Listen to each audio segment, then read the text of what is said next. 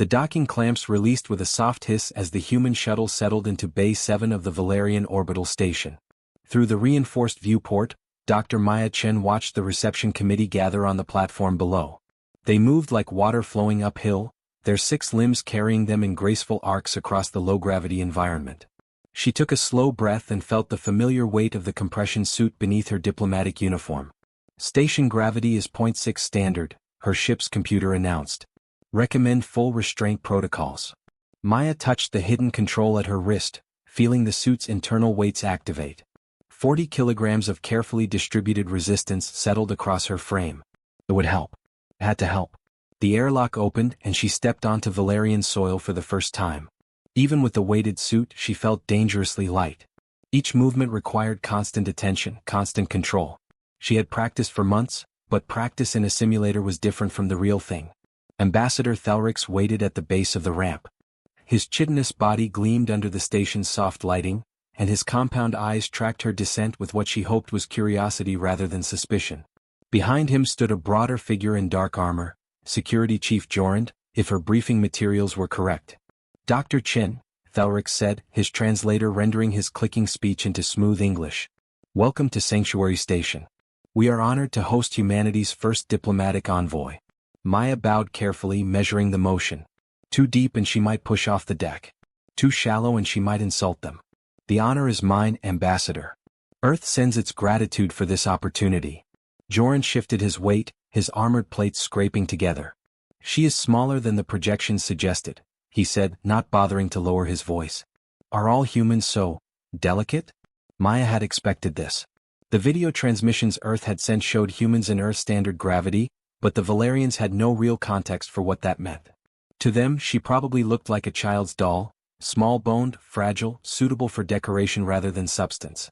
Humans come in many sizes, Security Chief, she said evenly. I assure you I am quite capable of handling the duties required of me. Thelrix gestured with 2 of his forward limbs. Please, let us show you our station. We have prepared quarters for you in the diplomatic sector, and my staff is eager to begin cultural exchange discussions. They moved through the corridors in a slow procession. Maya kept her steps measured and careful, always aware of the effort it took to not bounce with each footfall.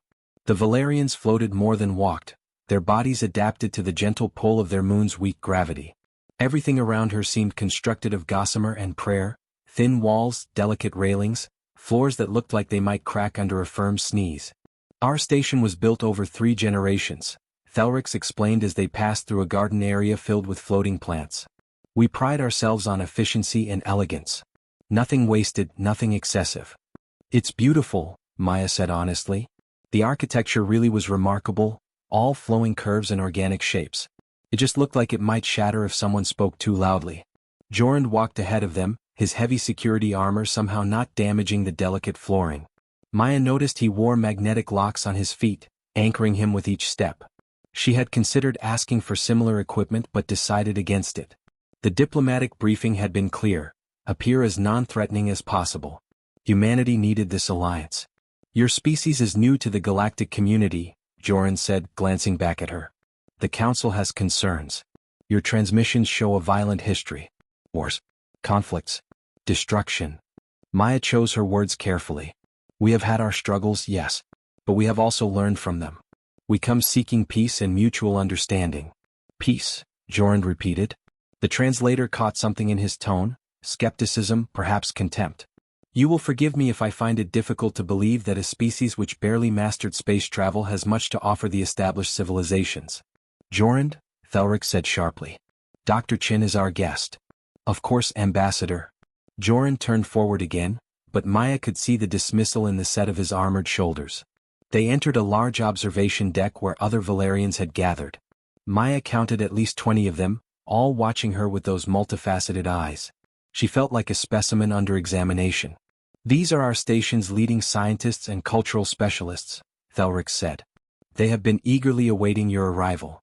A smaller Velarian approached, her movements even more delicate than the others. Dr. Chen, I am Research Director Kellis. I have studied the data you transmitted about human biology. It is fascinating. Your species seems to have evolved in a remarkably stable environment. Maya blinked. Stable? She almost laughed but caught herself. I would be happy to discuss human evolutionary history with you, Director. Though I think you may find it more dynamic than you expect. Perhaps, Kellis said. But your physical structure suggests adaptation to minimal stress. Low bone density for your size, relatively weak musculature, cardiovascular system designed for efficiency rather than power. Maya felt her jaw tighten. The Velarians had analyzed the data completely backward. They had no frame of reference for Earth's crushing gravity, no understanding of what it meant to evolve under constant pressure. To them, humans looked fragile because they were comparing them to their own environment. Director Kellis raises an important point, Joran said, rejoining the conversation. The Council will want assurances that humans can handle the rigors of galactic society. No offense intended, Dr. Chen, but you appear as though a strong wind might break you. Around her, the gathered Velarians chittered among themselves. She caught fragments of their speech through the translator, words like brittle, and weak, and unsuitable. Maya took another careful breath. The weighted suit helped her maintain the illusion of normalcy, but she could feel the constant pull to move faster, jump higher, push harder. Every instinct in her body screamed that she was moving through water, that she was being held back. She ignored those instincts. She had trained for this. I understand your concerns, she said. Perhaps as we work together, you will come to see that appearances can be deceiving. Velarians seemed to sense the tension. Come, let us continue the tour. I want to show Dr. Chen our manufacturing facilities. They are the pride of our station.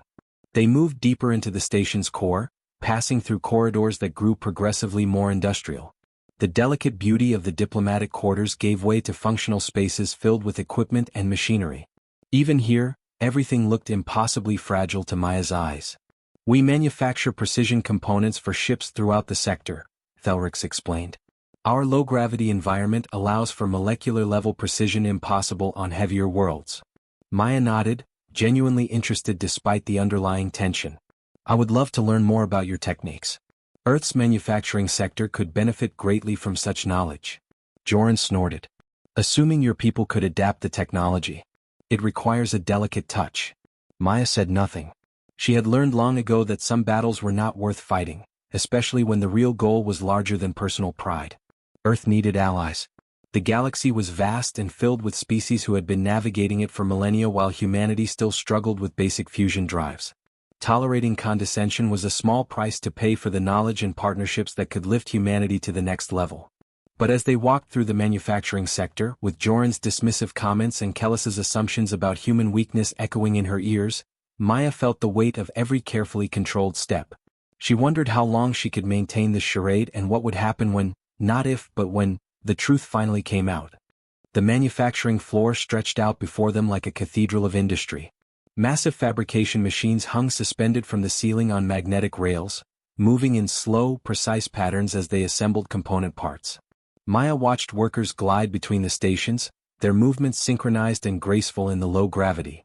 This is our primary assembly area, Velarians said with obvious pride.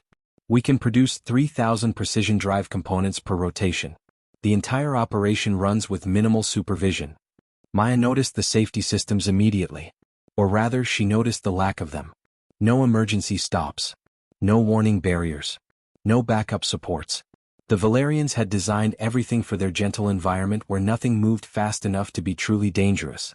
The magnetic rails allow us to position even our heaviest equipment with ease, Kellis added, gesturing to a massive beam assembly overhead.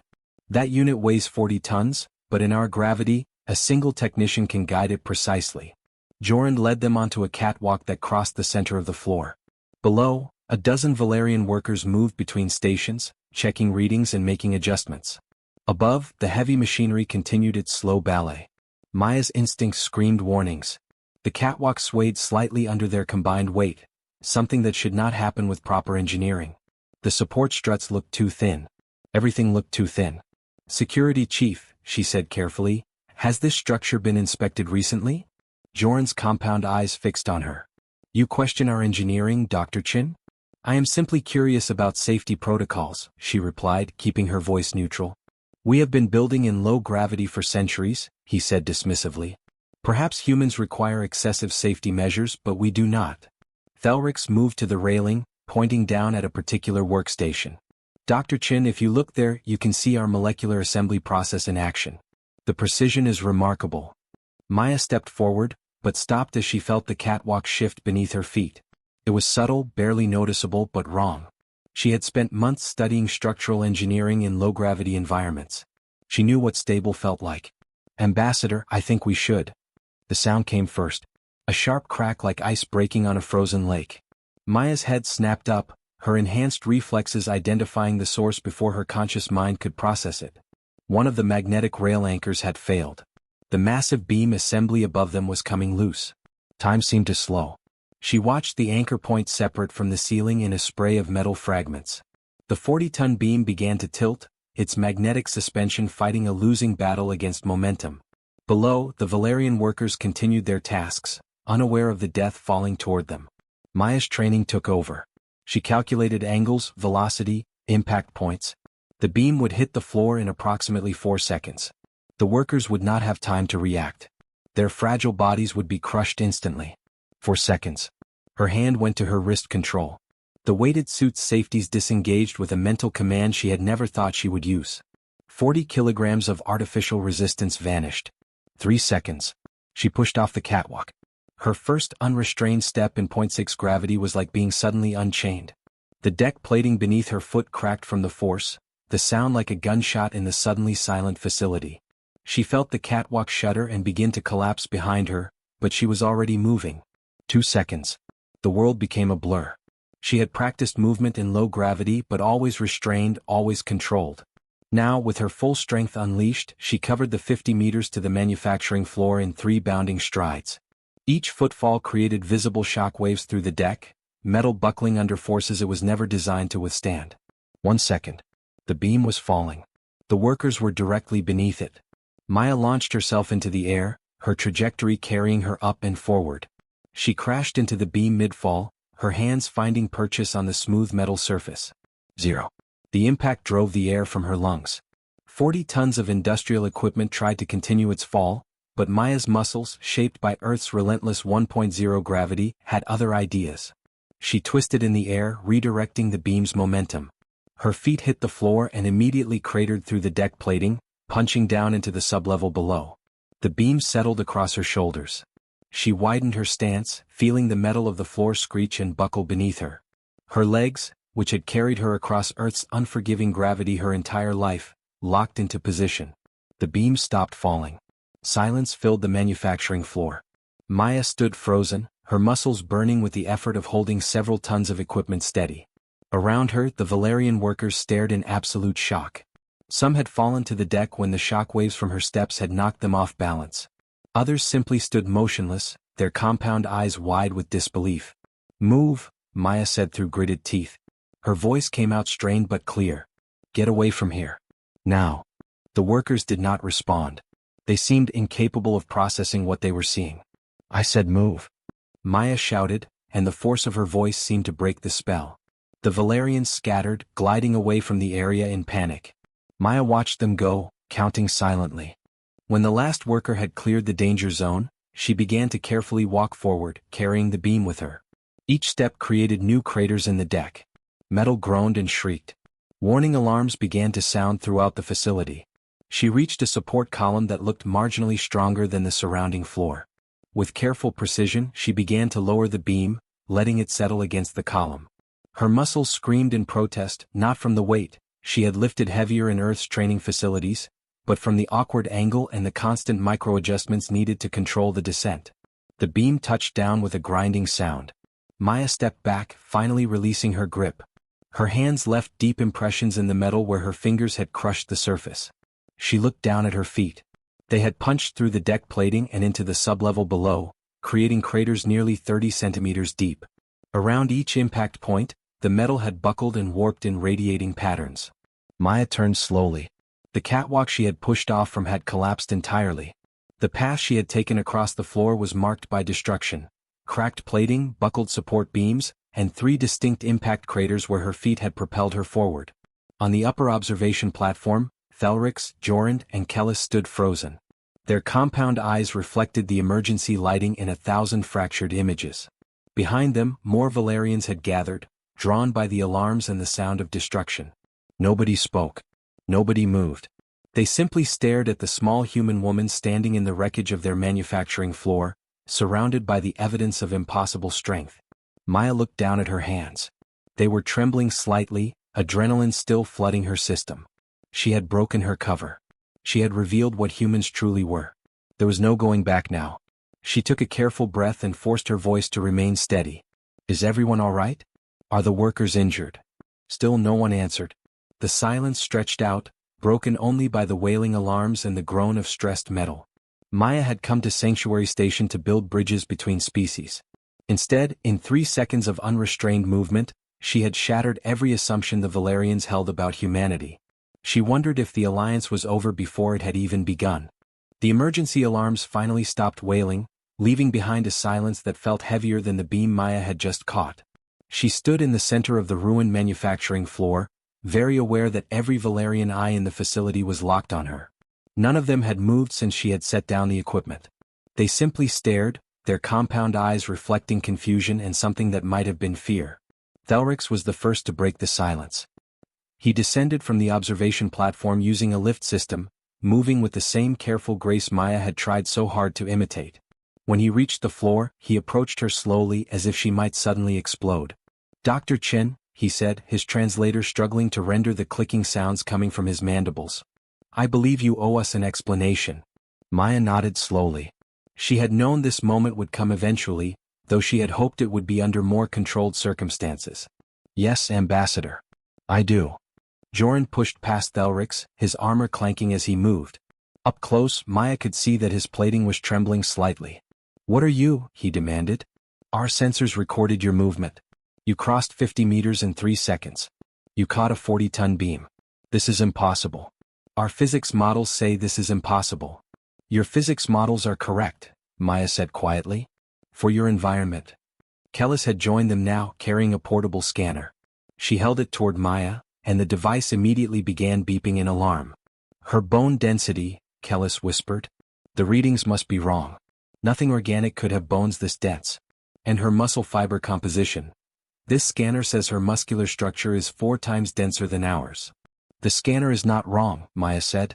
She reached up and unfastened the collar of her diplomatic uniform, revealing the hidden control panel of the compression suit beneath. "I have been wearing this since I arrived. It is a weighted resistance suit. It has been adding 40 kilograms of mass to my body, distributed across my frame." Velrix's antennae quivered. "Why would you wear additional weight?" Maya met his compound eyes steadily. "To slow me down. To help me move at a speed that would not alarm you. To prevent me from accidentally destroying your station." "Accidentally?" Joran's voice rose. "You call that—" He gestured at the cratered floor, the buckled deck plating, the collapsed catwalk. "An accident?" "Yes," Maya said simply. "Security Chief, I was trying not to damage your station. What you just witnessed was me moving without restraint for the first time since I arrived. I was not trying to show off or intimidate. I was trying to save lives." She touched the control panel and the suit began to disengage. Maya felt the weights retract into their housing units, felt the resistance bands loosen. The difference was immediate and profound. She suddenly felt like she weighed nothing at all, like she might float away if she was not careful. "For the past several hours, I have been carrying an extra 40 kilograms while trying to move naturally in your 0.6 gravity environment," she continued. "It was the only way I could approximate normal movement without bouncing off your ceiling or putting my foot through your floor with every step." Kellis's scanner was beeping frantically now. "But this makes no sense. Why would your species evolve to be so heavy?" Maya offered. "Strong? Durable? Dangerous," Joran finished. Maya took a slow breath. This was the moment she had been dreading. "Earth is what we call a 1.0 gravity world. Our planet's gravitational pull is almost twice what you experience here on your station." The gathered Velarians began clicking and chittering among themselves. Velrix raised his forward limbs for silence. "Twice our gravity? That is—" "Dr. Chen, that is classified as a high-gravity environment. What you are describing is a death world. We call it home," Maya said quietly. Kellis was scrolling through data on her scanner, her movements becoming more agitated. A 1.0 gravity environment would require massive physiological adaptations. Reinforced skeletal structure to prevent collapse. Extremely dense muscle tissue to overcome the constant gravitational stress. A cardiovascular system capable of pumping blood against twice the pressure we experience. She looked up at Maya with something approaching horror. You would need the physical characteristics of what we would consider a predatory assault species. We are not predators, Maya said firmly. Well, not only predators. Humans are omnivores. We evolved as both hunters and gatherers. Both. Thalrix's voice had gone very quiet. You evolved to hunt and to be hunted? Maya nodded. Earth is a dangerous world, Ambassador. High gravity is just one of its challenges. We share our planet with creatures that hunt us, weather patterns that can kill in minutes, diseases that have shaped our evolution for millions of years. Humanity learned to survive by being adaptable, resilient, and yes, strong. Jorand had moved to examine the craters her feet had left in the deck. He knelt beside one, running his claws along the torn metal. These impact marks, he said slowly. These were made by walking. By you simply pushing off to run. Yes, Maya confirmed. In Earth's gravity, this would be considered a normal sprint. Perhaps a bit faster than average, but nothing extraordinary. Any human athlete could do the same. Any human, Kellis repeated. You are saying that all of your species possesses this level of physical capability? More or less, Maya said. I am a scientist, not a soldier. I am not particularly strong by human standards. Our military personnel, our laborers, our athletes. They train specifically to maximize the advantages our evolution has given us. They are much stronger than I am. The silence that followed was absolute. Maya watched as the implications settled over the Velarians like a heavy blanket. She could see them recalculating everything they thought they knew about humanity. Thalrix spoke carefully as if testing each word. Dr. Chen, when we received your initial transmissions, we saw humans moving in what we assumed was a standard gravity environment. We had no frame of reference for what 1.0 gravity truly meant. We thought you evolved in conditions similar to ours. I know, Maya said. The data we sent probably did not include enough context. We did not realize how different our environments were. Different? Jorand said flatly. Dr. Chen, do you understand what you are telling us? You are describing a species that evolved under conditions we would use to torture prisoners. Your normal environment would crush most galactic species within hours. And you are saying this is where all humans come from. Maya felt a flash of anger at the word torture, but she pushed it down. Yes, Security Chief. Every human is born on Earth or on stations that maintain Earth standard gravity. We grow up under that pressure. Our bones develop density to support it. Our muscles strengthen to move against it. Our hearts learn to pump harder. It is not torture to us. It is normal. Kellis was shaking now, her delicate frame trembling. And the weighted suit? You have been wearing it this entire time? Since I left my shuttle, Maya confirmed. It was designed specifically for this mission. Without it, I would move too quickly, react too fast, hit too hard. Your station is built for your comfort and your physiology. I would be a danger to everything around me without some way to slow myself down. Thalrix clicked his mandibles slowly, a gesture Maya had learned indicated deep thought. When you caught that beam, you were not at your full strength? No, Maya said. I had disengaged the weighted suit, but I was still being careful. If I had used my full strength, I probably would have crushed the beam itself. I was trying to control the descent without causing more damage. More damage, Jorand repeated. He looked around at the destroyed floor, the collapsed catwalk, the buckled support beams. This was you being careful. Yes. The security chief turned to face her fully. His entire posture had changed. Where before he had stood tall and dismissive, now he seemed smaller, more cautious. Dr. Chen, I must ask you directly. Are humans a threat to the Velarian people? Maya met his gaze without flinching. That depends entirely on whether the Velarian people choose to be our enemies or our friends, security chief. We came here seeking alliance, not conquest. We came offering cooperation, not domination. The strength you have witnessed today, we use it to build, to protect, to help. Not to destroy. But you could destroy, Thalrix said softly. If you chose to. Maya could not deny it. Yes, Ambassador. We chose to. Just as you could choose to deny us this alliance and spread word throughout the galaxy that humans are dangerous. Just as any species with technology could choose violence over peace. She gestured at the ruined floor around her. But I did not choose to show you this strength to threaten you. I chose to reveal it to save your workers.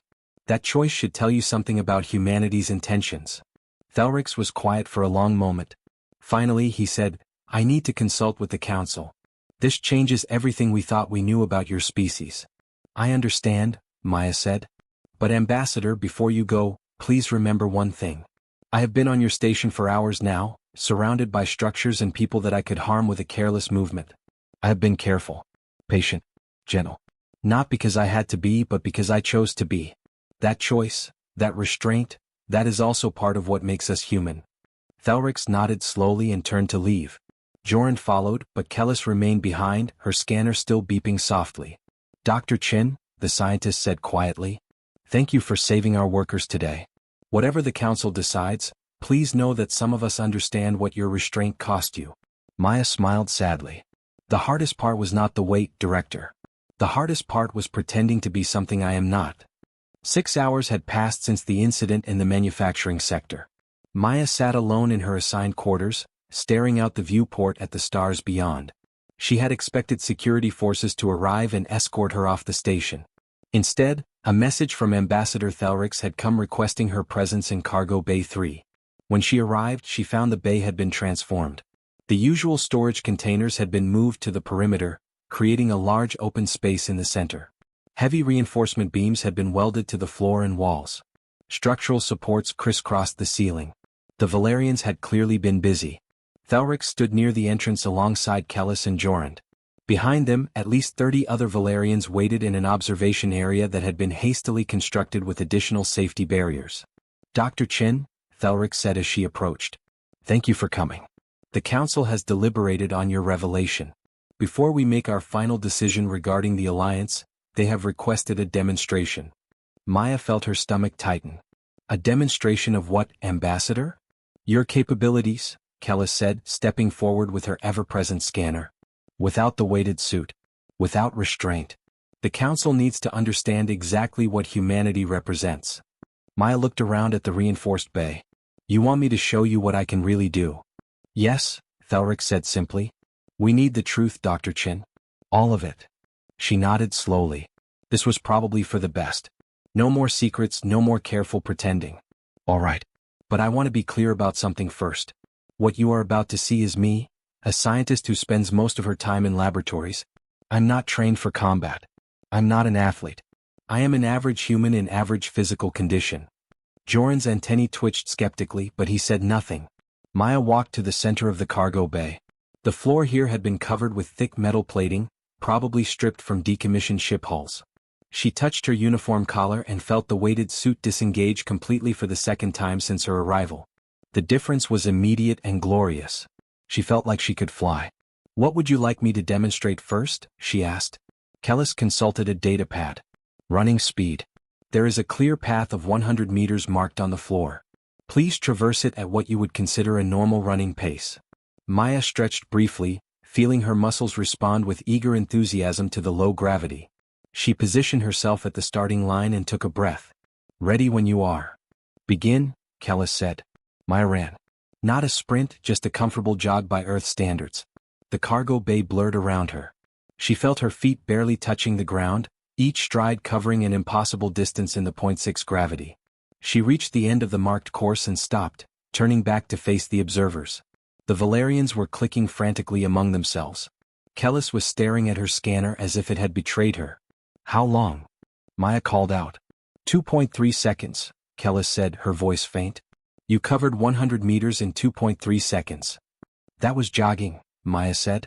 If I actually sprinted, it would be faster. But I was worried about putting holes in your reinforced floor. Thelrix had moved to the safety barrier, gripping it with several limbs. What else can you show us? Maya looked around and spotted a stack of cargo containers against the wall. Each one was labeled with its mass, 5 tons per container. She walked over and examined them briefly, then positioned herself beneath the bottom container. This will be a simple lift, she explained. Nothing fancy. She bent her knees, placed her hands under the container's edge and straightened her legs. The 5-ton box rose smoothly into the air. Maya held it above her head for a moment, then carefully lowered it back down. In Earth's gravity this would be more difficult, she said. But here with the reduced weight it is manageable. A trained human weightlifter could lift perhaps 3 or 4 times this much in your environment. 3 or 4 times? Jorand repeated. His voice had lost all its earlier contempt. Now he just sounded stunned. What about jumping? Kellis asked. How high can you jump? Maya considered the cargo bay's ceiling. It was perhaps 15 meters high. I would rather not find out by hitting my head on the ceiling, she said. But I can demonstrate. She crouched and jumped, not putting full effort into it, just enough to make the point. She rose 3 meters into the air, hung there for a moment that felt wonderfully free, then descended slowly in the gentle gravity. When her feet touched down, she looked at the observers. Many of them had moved back from the barriers. On Earth, I could jump perhaps half a meter high, she said. Here, the reduced gravity makes everything easier. But understand, I am still controlling myself.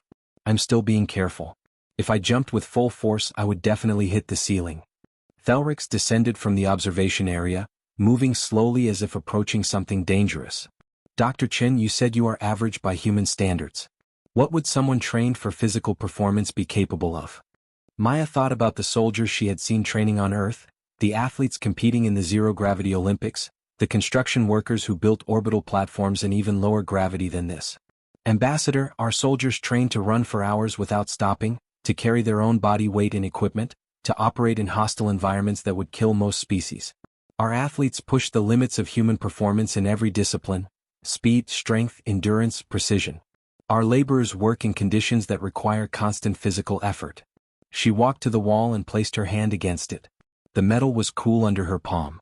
Everything I have shown you today, I did while thinking about not damaging your station. Every movement was calculated, controlled, restrained. This is not natural for me. On Earth, I do not have to think about how hard I step or how fast I move or how much pressure I use when I touch something. Here, every single action requires conscious effort. Kellis approached cautiously, her scanner extended. May I show them something, Dr. Chen? Of course. The scientist activated a holographic display that showed security footage from earlier in the day. Maya recognized it immediately. It was her arrival, her walk through the corridors during the diplomatic tour. Watch her feet, Kellis said to the assembled Velarians. I have slowed the footage down and enhanced it. The hologram showed Maya's careful steps in extreme detail. Each time her foot touched the ground, there was a brief moment where the deck plating flexed slightly. Her toes gripped the floor, her muscles tensed, and then she lifted her foot with precise control. See how she places each step? Kellis continued. The force is distributed perfectly to avoid damage. The angle is calculated to prevent her from bouncing. The speed is modulated to appear natural. The scientist looked at Maya with something approaching awe.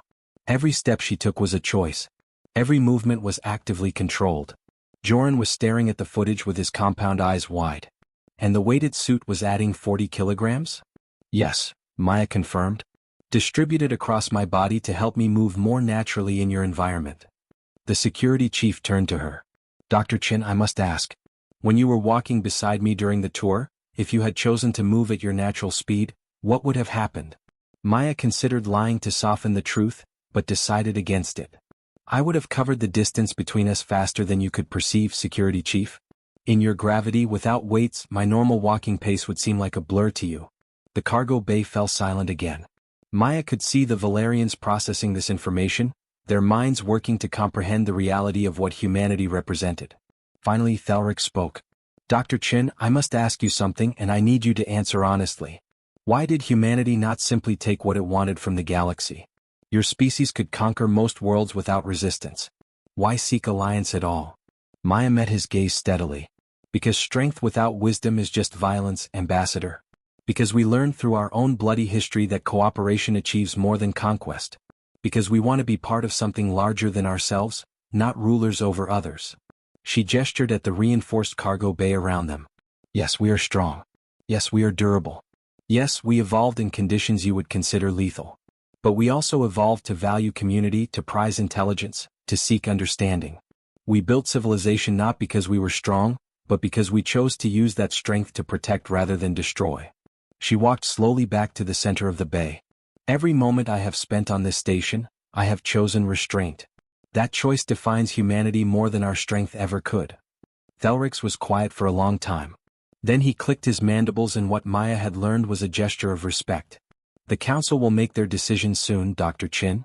But I want you to know that I will be recommending we accept the alliance. Not despite what you have shown us today but because of it. The council chambers were located in the highest section of Sanctuary Station, with transparent walls that looked out into the vast darkness of space. Maya sat across from 7 Velarian council members, with Ambassador Thelrix at the head of the curved table. The past 12 hours had been spent in discussion, debate and careful negotiation. Now they were finally approaching a conclusion. Elder Sorthen, the council's senior member, spoke first. His translator rendered his clicks into formal, measured tones. Dr. Chen, the council has reviewed all the data from your demonstration. We have analyzed the footage of the manufacturing incident.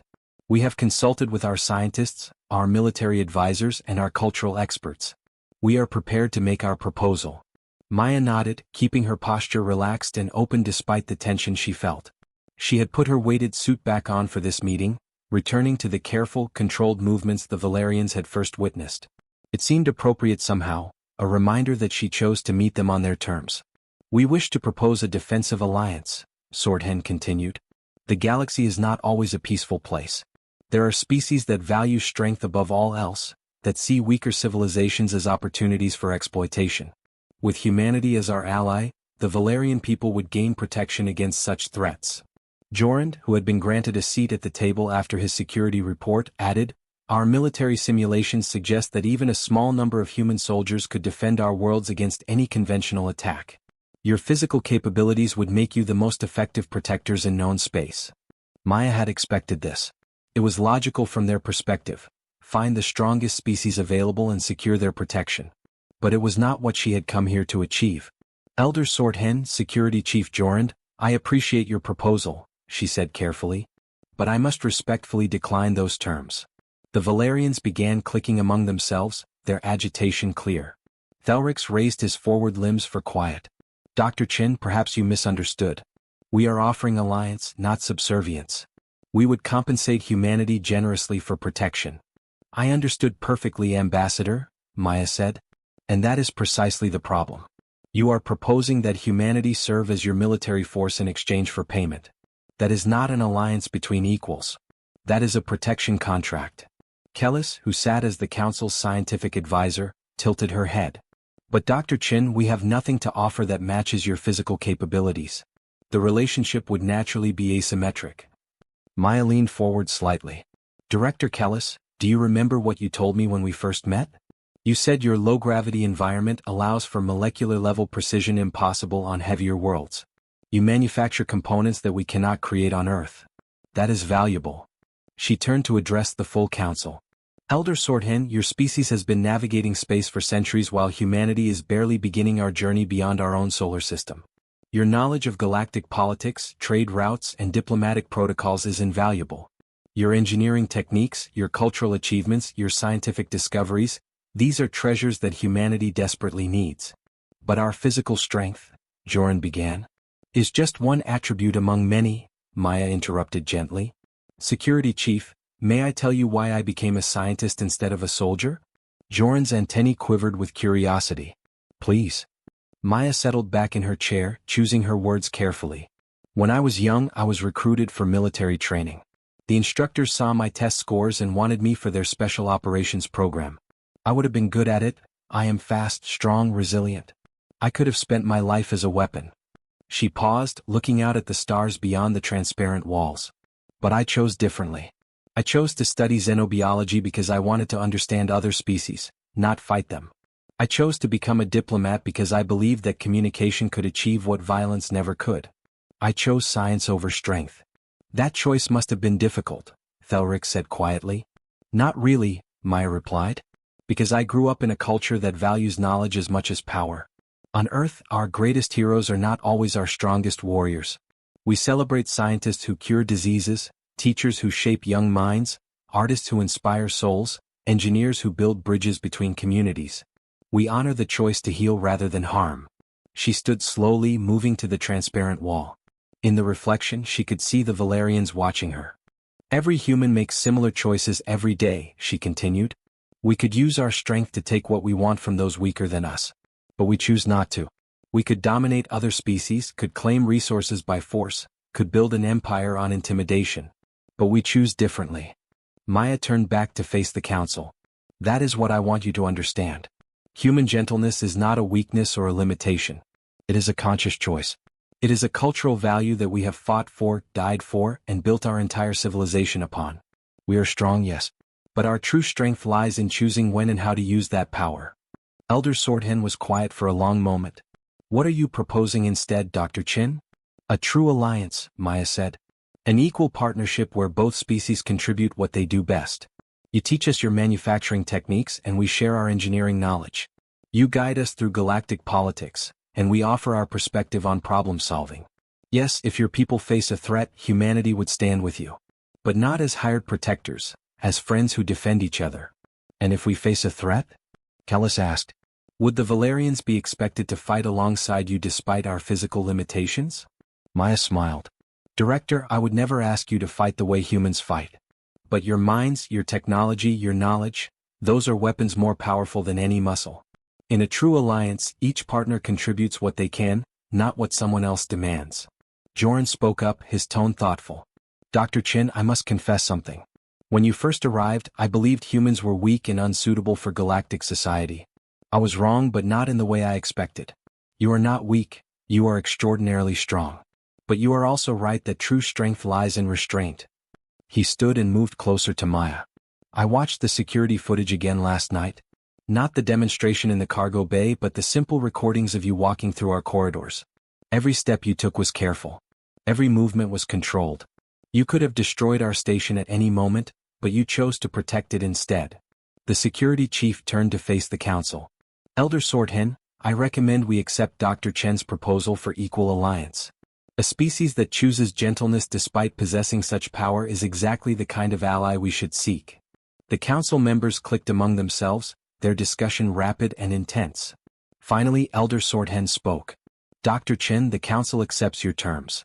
We will establish an alliance between equals, based on mutual respect and shared benefit. Thelrix produced a data pad with the treaty documents already prepared. We took the liberty of drafting an agreement based on your earlier suggestions. Please review and let us know if any changes are needed. Maya read through the document carefully.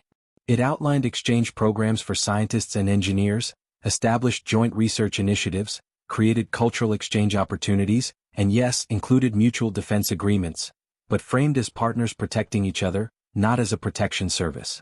This is exactly right, she said, unable to keep the relief from her voice. Where do I sign? The signing ceremony was brief but meaningful. Each council member applied their seal to the digital document, followed by Maya's own signature. When it was complete, Thelrix stood and extended his forward limbs in the Velarian gesture of friendship. Welcome to the galactic community, Dr. Chen. Welcome as equals. Maya returned the gesture as best she could. Thank you, Ambassador. I think this is the beginning of something remarkable. As the council members filed out, Kellis approached Maya one last time. Dr. Chen, I have been thinking about what you said. About choosing science over strength. I wonder if you would be willing to collaborate with me on a research project. I would be honored, Maya said. What did you have in mind? I want to study human physiology properly, Kellis said. Not as a threat to be assessed, but as a marvel of evolution to be understood. Your species adapted to survive conditions that would kill most life forms, yet you retained compassion, creativity, and curiosity. That is worth documenting. Maya smiled. That sounds perfect, Director. Though I should warn you, humans are going to seem very boring once you get used to us. Kellis made a clicking sound that the translator rendered as laughter. Somehow, Dr. Chen, I doubt that very much. Later, as Maya prepared to return to her shuttle, she stood once more at the viewport in her quarters. The weighted suit was back in its storage case. Tomorrow she would return to Earth to report on the successful alliance. She would tell humanity about the Velarians, their grace, their intelligence, their initial fear and eventual acceptance. But tonight, she simply looked at the stars and thought about the choices that had brought her here. The choice to pursue peace instead of power. The choice to seek understanding instead of dominance. The choice to walk gently even when you could shake the ground with every step. Those choices, Maya knew, were what made humanity truly strong. Not the muscles that could lift tons or the bones that could withstand crushing pressure, but the wisdom to know that the greatest power lay in choosing when not to use your strength at all. She touched the viewport glass gently, mindful even now not to press too hard, and smiled at her own reflection. Tomorrow she would return home. But she would carry this moment with her always, the moment when two species looked past fear and found friendship instead. The strongest foundations, she had told the Velarians, are built on honesty. And in the end, they had built something stronger than either species could have achieved alone. They had built trust.